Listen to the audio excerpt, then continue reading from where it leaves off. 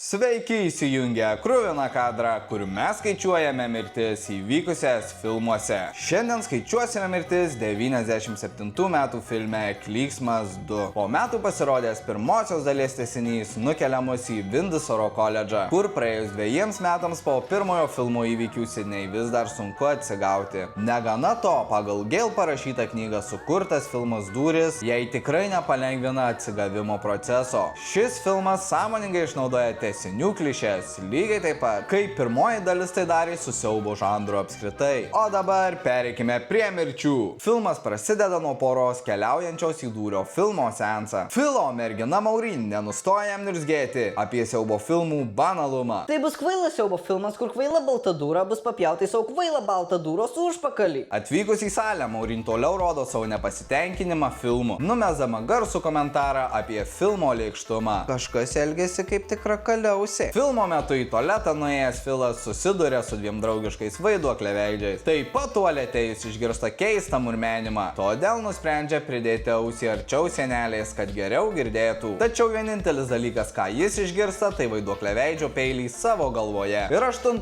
filmo minutę Filas nukraujuoja nuo vaiduokliaveidžio dūrio. Vaiduokliaveidis grįžta į salę pas Maureen, apsirengęs Filo odinį švarką. Netrukus Maureen ant savo vaikino švarko pastebi kraują. Vaiduokliaveidis ją iškart padurė. Kraujuojanti Maureen bando pabėgti, bet vaiduokliaveidis toliau tęsia savo badymų seriją. Kol visi aplinkė esantys salėje žmonės džiūgauja, ji 11 filmo minutę užkaukia ir nukraujavusi nukrenta prieš kino ekraną. Persikelkime į Sidneys bendrabučio kambarį, kur jis sulaukia grasinančio skambučio, tačiau niekas jos nebeišdūrinės. Pasinaudojusi skambintojo atpažinimo aparatu, ji konfrontuoja skambintoją. Per žinias jis sužino apie kino teatre įvykdytą žmogžudystės, o lauke ją pasitinka dėl sąsajų su nusikaltimu klausimų pilni žurnalistai. Po galais duokite jai atsikvėpti. Sidneys koledžo filmų klasėje Randy su grupiais draugais Cici ir Mikiu diskutuoja apie geresnius už originalą filmų tęsinius, taip vėl parodant pačio filmo sąmoningumą apie save. Į koledžą atšlubuoja Dewis,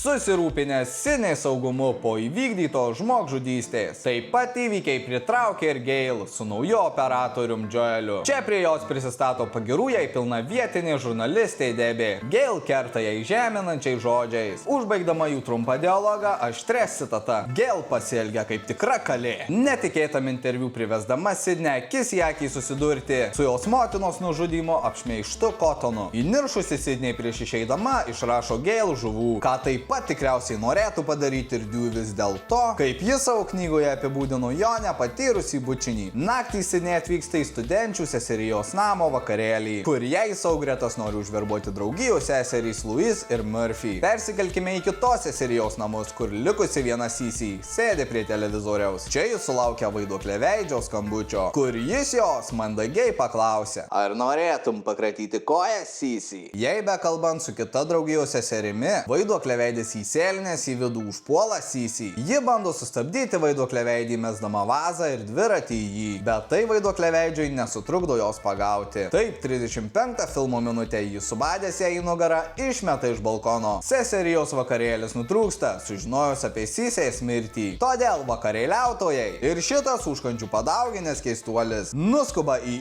įvykio vietą. Sidney grįžus į namą pasimti švarko, jis sulaukia pažįstamo balso skambučio: 100 metų, Audrelė, prisimeni mane? Sidney padėjus ragelį, vaiduokliaveidis ją iškart užpuola. Bet Sidney tai eilinė diena ofise. Ji greitai išvengia vaiduokliaveidžio ir pabėga pas savo vaikiną Dereką, kuris vienas nuskuba paskui užpuoliką. Jo laimiai į pagalbą taip pat atvyksta Dewis, bet vaiduokliaveidis pabėga, palikęs Dereką tik su pjautinė žaizda. Ir nuo šios akimirkos Sidney pradeda nepasitikėti Dereku. Kaip ir pareigūnas Dewis, kuriam atrodo keista, kad jis vienas vijosi vaiduokliaveidį. Gail išsiaiškina, kad žudikas kopijuoja originalaus vaiduokliaveidžio nužudymus. Sidney priskiriami 2 pareigūnai ją saugoti, kurie nuo šiol visur su ją keliauja. Koledžo valgykloje Mikis įtarinėja Randy įvykusiais nužudymais, o ant stalo pašokęs ir padainavęs Derekas padovanoja Sidney savo graikiškų raidžių pakabuką, ko pagal brolijos taisyklės daryti negalima ir už ką bus baudžiama. Pažiūrėję Dūrio sceną, Randis aiškina Dewiui filmų tęsinių taisyklės. Pirma taisyklė – mirčių skaičius tęsiniuose didesnis. Pažiūrėsim, Randy, mes dar pažiūrėsim. Į Sidney spektaklį spektaklio repeticiją pasivaidenti užsuka vaiduoklę veidis. Ja paterorizavęs, jis nepastebėtas, pabėga. Derekas visai neįtartinai pasirodo iškart po vaiduoklę veidžio pabėgimo, kas dar labiau Sidney sukelia nepasitikėjimu. Todėl ji liepia jam duoti jai erdvės. Derekas, supratęs jos norą, taip ir padaro, besiaiškinant, kas žudikas ir kas bus sekanti auka. Rendis atsiliepia į Gail skirtą skambutį. Skambintojas vaiduoklė veidis. Jis atskleidžia, kad šiuo metu juos stebi. Todėl trijuliai nuskuba jo ieškoti. Norėdamas palengvinti paiešką, Rendis palaiko pokalbį su vaiduoklė veidžiu. Tai ką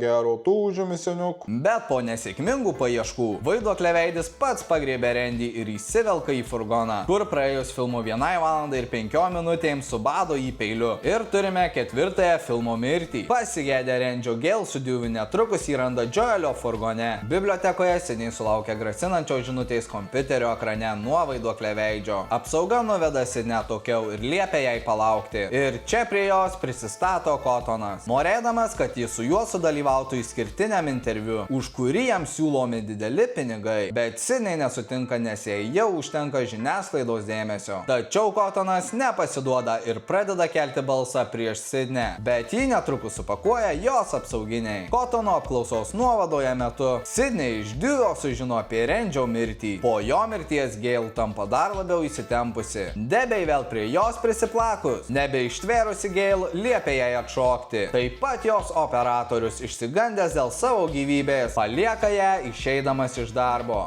Bet už tai jis suartėja su Dewey. Tęsdami žudiko paieškas, jie nuvyksta į mokyklos auditoriją patyrinėti Joelio nufilmuotų vaizdajuosčių. Bet tyrinėdami vienas kitą, jie atranda juostą su nufilmuotu nužudymu ir užfiksuoja juos stebintį vaiduoklę veidį. Dewey's pasileidžia paskui jį ir jie su Gail atsiskiria. Vaiduoklę veidis suradęs Dewey, jį subado Gail akivaizdoje. Gail sugeba užsibarakaduoti studijoje. Vaiduoklę veidis pajutęs nuobodulį pradingsta. Apsaugai išvežus Sidney į slėptuvę. Netrukus Dereką pagrobė brolijos nariai dėl atiduoto pakabuko ir nubaudžia jį apliedami alkoholiu. Sidney ir Hailey bekeliaujant į slėptuvę sustojus prie šviesoforo, staiga prisistato vaiduoklė veidis ir praėjus filmo valandai ir 26 minutėm nužudo pareigūną Andrews, perpjaudamas jam gerklę. Vaiduoklė veidis aptalžo pareigūną Richardsą ir atsisėdęs prie vairo prigriebė jį pasivažinėjimui ant kapoto. Bet vaiduoklė veidis toli nenuvažiuoja. Jam atsitrenkus į betono užtvarą, vamzdis persmeigia pareigūnų Richardso galvą. Po avarijos Sidney su Hailey pabėga, prašliauždamos virš atsijungusio vaiduoklė veidžio. Sidney grįžus nuimti vaiduoklė veidžio kaukės, ji jo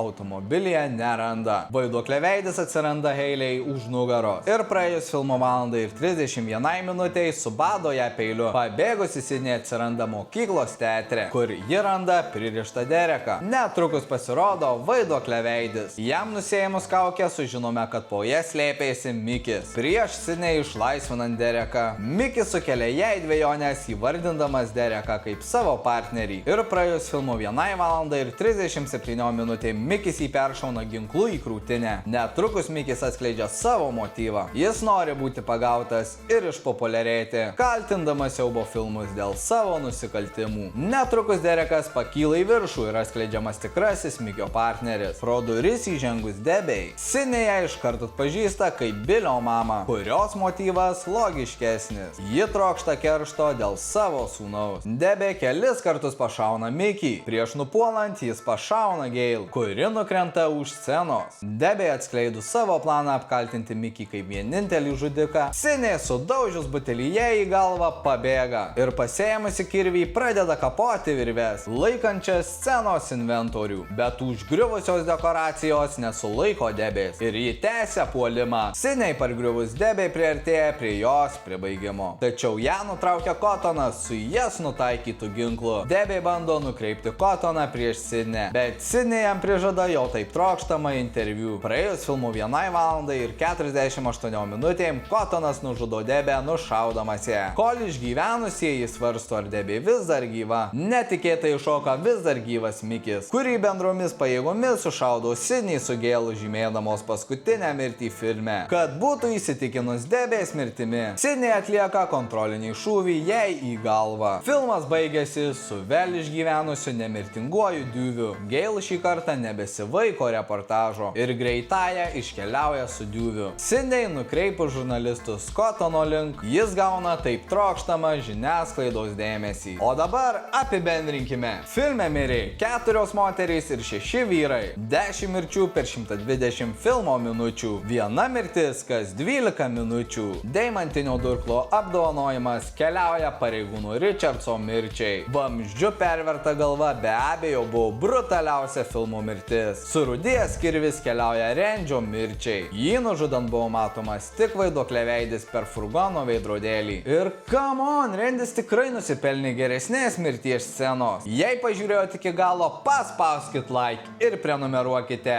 o aš jums tariu iki.